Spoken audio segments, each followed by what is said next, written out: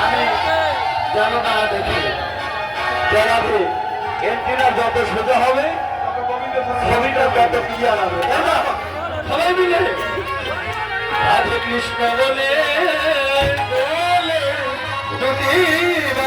বলে চলো না যায় মধুর রাধে কৃষ্ণ বলে দুটি বাহু চলো না যায় মধুর বৃন্দাবন রাধে কৃষ্ণ বলে আমি বাহু তোলে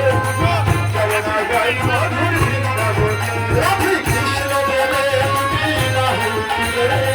চলো না যায় মধুর বৃন্দাবন রাধে